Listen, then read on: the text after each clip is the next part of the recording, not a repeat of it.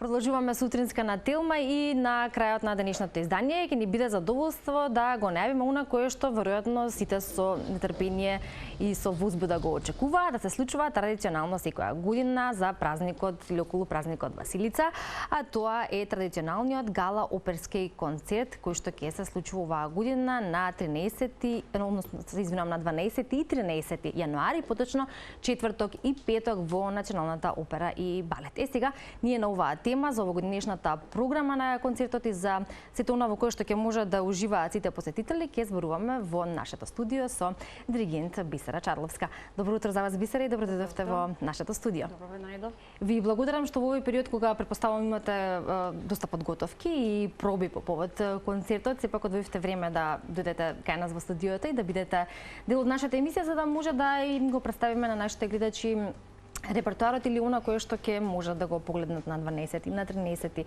јануари. Оние кои што се чести посетители, веројатно тоа веќе и се имаат информирано или веќе го знаат, но за пошироката јавност, оние кои што можеби не успеале, ќе кажеме што не очекува на крајот на оваа недела.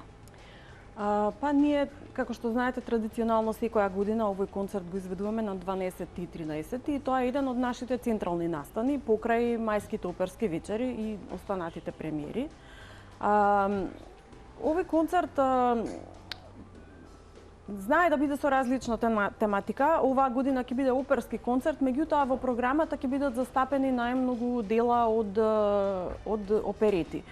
За тие што не знаат, оперетите се опери во вметнат говорен текст, најчесто со хумористична тематика и со повесели музички тонови. Така да, одлучивме оваа година малку да се задржиме на таа тема, сепак и ќе има и од опери извадоци, меѓутоа најчесто ќе бидат изведени дуети, терцети, квартети, комбинации на такви некои музички дела. Не само арии, како што знаеме друг пат да видиме, така да еве ќе биде малку поинтересно и поразиграно за разлика од другите години. Да, со оглед на тоа што ова е традиционален концерт кој што се одржува години наназад и како велите секоја година различна програма, како се прави тој избор што се ќе биде дел од овој концерт и пошто поточно се водат оние кои што нели се надлежни за тоа и да ја направат таа програма или тој репертоар? Па, се разбира, секоја дирекција, секој раководство има различни идеја за тоа како треба да изгледа концертот. Сме правеле поп концерти, сме правеле оперски концерти, джез концерти, секакви. Најмногу зависи од интересот на публиката. Јас кога јас бев директор на операта, правевме поп концерти, сметав дека тоа е подобро малку да се смени. Меѓутоа ова исто така се покажа како добра идеја, бидејќи еве втора година поред за разлика од поп концертите имаме еве оперски концерт и продажбата одлично ни оди, така да претпоставувам дека се работи за различен тип на публика.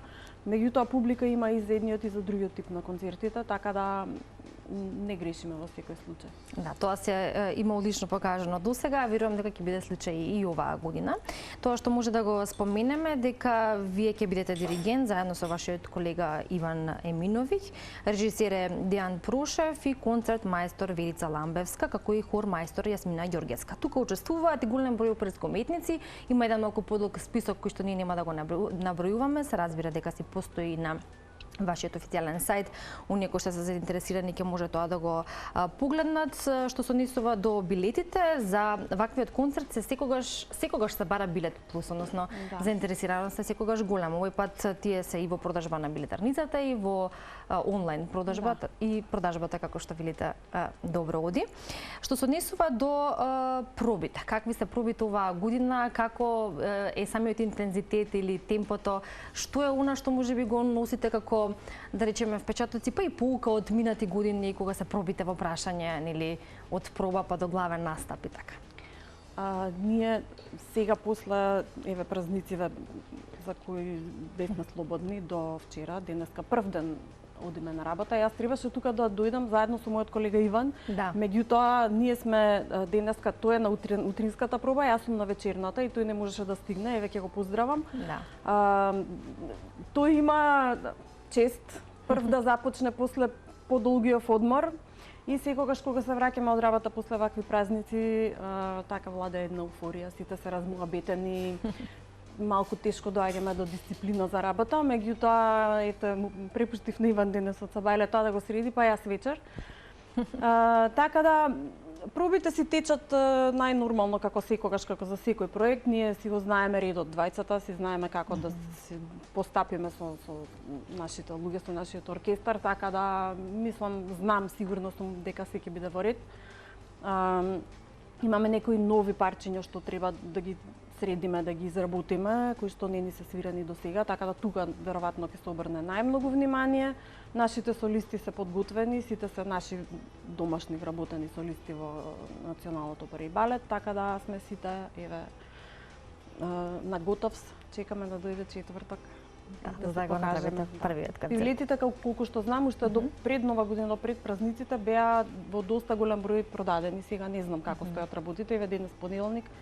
Од тука, од кај вас ќе се упатам во операта и ќе видам што се случува. Да, дали можеби се продадени сите билети или има можност... Можно и тоа, да.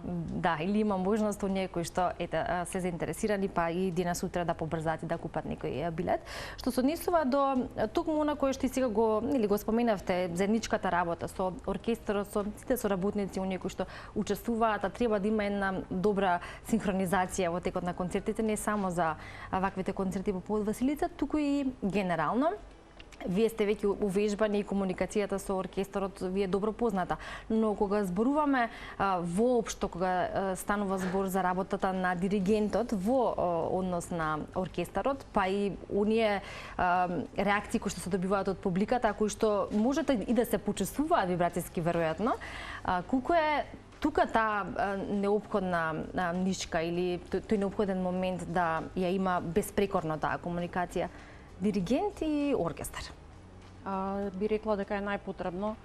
Ние комуницираме не само со рацете диригентите, ние комуницираме со погледот, со изразот на лицето, со нашата енергија која што ја пренесуваме на ансамблот кој е пред нас. А ако не добиеме фидбек од нив, тука веќе барем за мене 50% од работата е фрлена во вода. Мене ми е многу важно да ја почувствувам енергијата на луѓето кои што седат пред мене. Дали ми возвраќаат или не ми возвраќаат.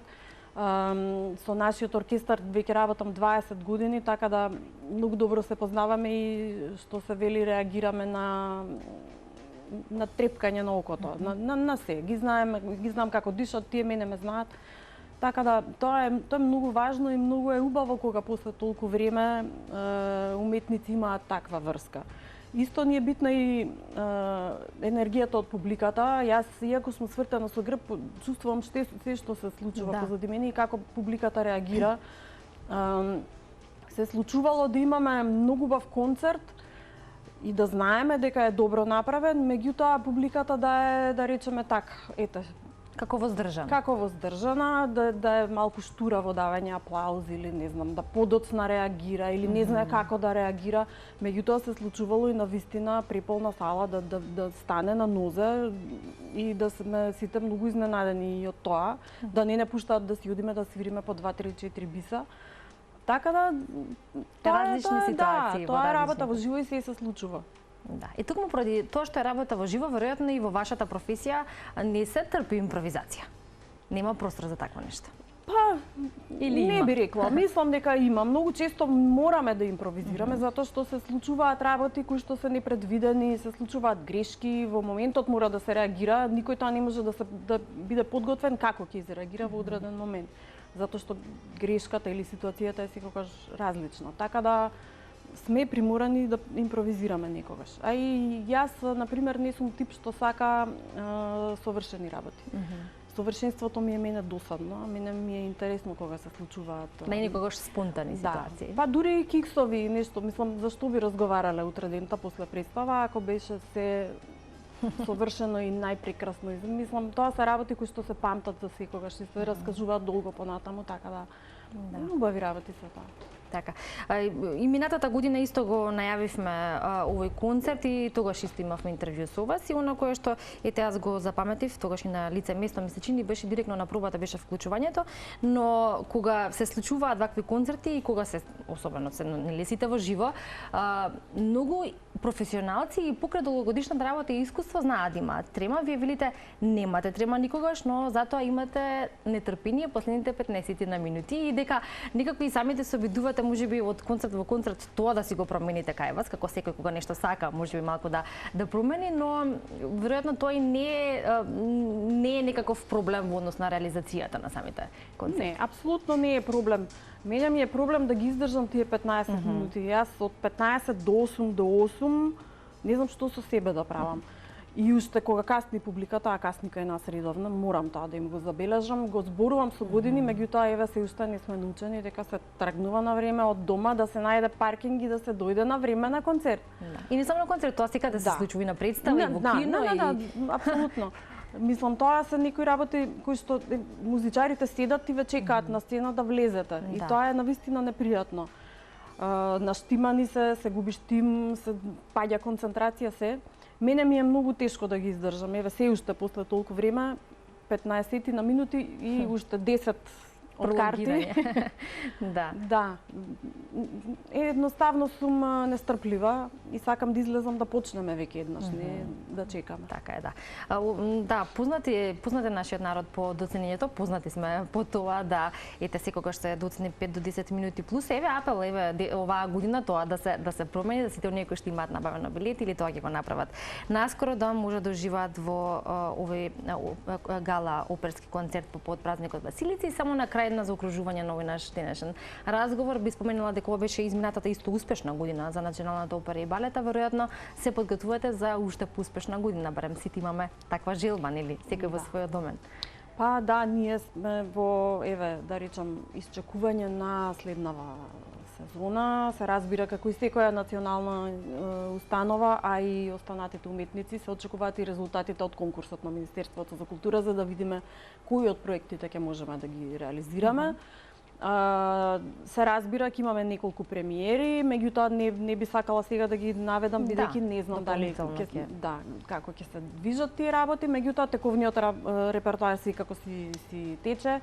Јас минатата година имав еден јубилеј 20 години во опера, меѓутоа не се изреализира, сега ќе го направиме следниот месец на 24 февруари ќе го имам тој јубилеен, да речам, настап со операта Боеми. Понатаму за се можете да се информирате на нашата веб страна, настаните се веќе објавени за следните, мислам, 2 или 3 месеци.